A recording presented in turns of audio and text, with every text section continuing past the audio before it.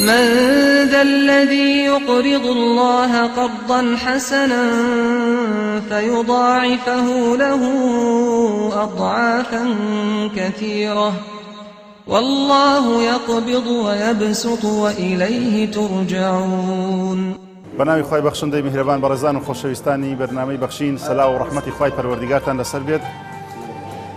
لە درێژەی کار و پرۆژەکانی دەستگای خێرخوازی بەخشین ئەمڕۆ لە شاری هەولێر 200 سەبەتە خۆراک دابەش دەکرێتن بەسەر کەسانی هەژار و نەدار و کەم دەرامەت کەوا لە ڕێگای خێرخوازانەوە دابین کرابوو بۆ دەستگای بەرنامەی بەخشین و دەستگای بەرنامەی بەخشینیش بەدەستێکی ئەمانەتەوە دەبەخشێتە ئەو کەسانی کەوا پێشتر ناویان نووسی بوو لە هەژارەکان و کەم دەرامەت و پێداویستەکانی ئەو شارە پیرۆزە.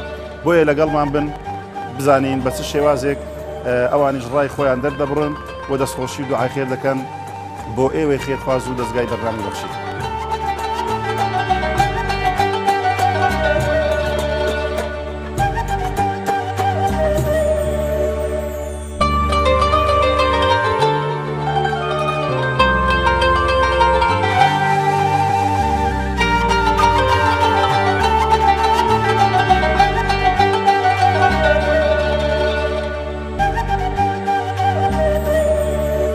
داوا لە خێرخوازان دەکەم یارمەتی بەخشین بدەن بەخشین کۆمەل بەڕاستی یارمەتی هێتیم و فەقیر و بێکەسان دەداتن. وەڵڵاهی خێرێکی زۆر زۆر گەورەی لۆ ڕۆژی قیامەت ئەو خێرەی پێشە خۆتان ڕەوانکەن. بەڕاستی ئەو ڕۆژی خێر و خێراتە بەخوای لۆ ڕۆژی قیامەت ئەو خێڕانکەن. ئەمە هەموو برای یەکدرینە داوام لە هەموو دەوڵەمەند و هەبوونێکیشەیە ئەو ڕێگای بگرن لۆ قیامەتی یارمەتی بەخشین بدەن ئەوانیش دەدەنەوە هێتیم و فەقیر و بێکەسان. وەڵڵاهی ئەو یارمەتیمان بدا یارمەتی دەستگای بەخشین بەڕاستی خێرێکی گەورەیە. ئەمن لە مێژە کۆمەر دەناسم ئەو ڕوون برم لە مێژە دەستگای بەخشین دەناسم یارمەتیم دەدەن و یارمەتی هەموو فەقیر و شارێک دەدەن. ئەو دەست زۆر زۆر مەمنونتانم خوا کردام نووسی وچی برایان یارمەتی ئەو دەستگای بەخشینە بدەن لۆ هێتیم و فەقیر و بێکەسان. دەستخۆشتان یەکەم لە ئەو یارمەتیدانێکە هاوکاری و حەقیقێک فەقیر و ژارە دەکەن و دەستان خۆش سپاسان دەکەم.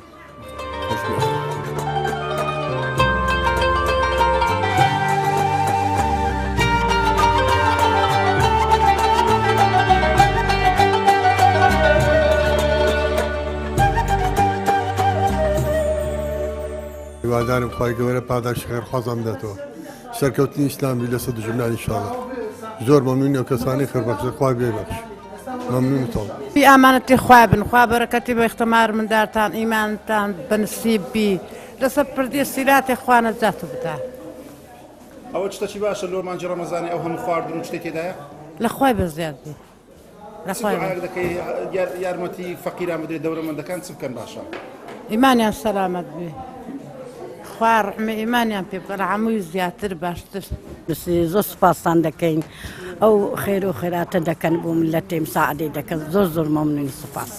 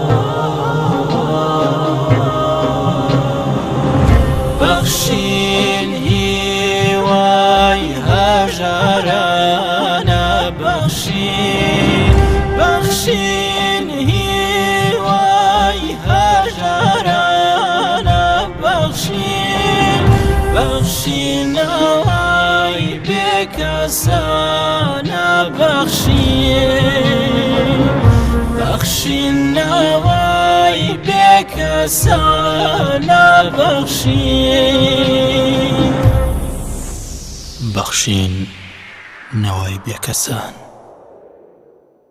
السلام عليكم. يا ربي خوا دەزەبارتاوە بگری یا ربی خوا خێرتان بنووسی یارمەتی هەژار و فەقیر و بێوەژن و هێتیمان دەکەن زۆر زۆر ڕێستان هەیە و بەخێربێن سەر چاوم. بسم الله الرحمن الرحیم. ئەمە وەکو بەرنامەی بەخشین تقریبا لە هەموو شار و شارۆچکەکانی هەولێرێ هەندێک ئەرزاقمان ئامادە کردیە لە بۆ ئەو هەژارانەکە داباشی سەریان بکەین. بەنسبەت هەولێرێش تقریبا 200 سەبەت خۆراکمان ئامادە کردیە تەوزیعی سەر ئەو هەژارانەی ئێرکوانە دەکەین لە بۆ مانجی ڕەمەزانێ کە بژێوی ژیانی خۆیان پێ جێبەجێ بکەن وەکو بەنسبەت ئەو هەژارانەش کە هاتیە لێرکوانە ناوی خۆیان نووسیا بە دوواداچوونەکی وردمان لە بۆیان کردیە کە تاکیت هەژارن باری ئیداریان زۆر زۆر زەعیفە سەردانمان کردنەوە و ناویانمان نووسیا ئێستا ئەوڕۆ هاتینە ئەرزاقەکانیان وەرگرتێ.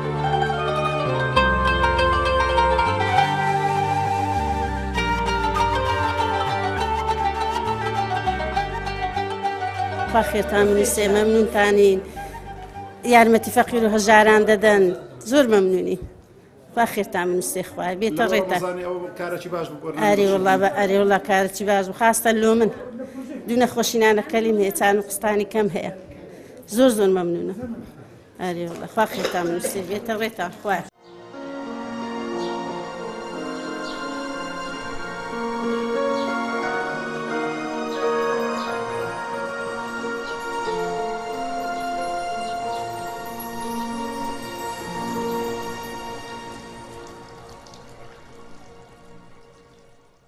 بنای خۆی گەورم هیرەبان دەستگای خێرخوازی بەخشین بۆ نزیکبوونەوەی مانجی ڕەمەزانی پیرۆز کۆمەڵێک پرۆژەی ئامادە کردووە بۆ ئەوەی بتوانێت کە هاوکاری خەڵکی هەژار و نەدار و خاوەن پێداویستی تایبەت و نەخۆشان بدات لە هەرێمی کوردستان.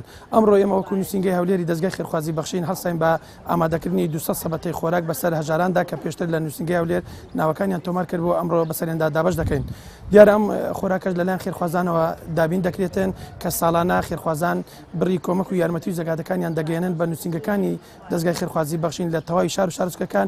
ئێمەش ئەو پارێکە کۆ دەکرێتەوە دواتر بە هەزاران خانەوادار لە هەموو شار و شارچکەکان لێ سوورمەند دەبێت و ئەوە سەبەتەی خۆراکی مانگی ڕەمەزانیان بۆ دابین دەکەین. بەخشین خێرخوازانی خۆشەویست لە ڕێگەی ئەم ژمارە تەلەفۆنانەوە دەتوانن پەیوەندیمان پێوە بکەن و ببەخشن تا بەخشین بەردەوام بێ. بەخشین 0 961 11 0 965 0 750 723 25 55.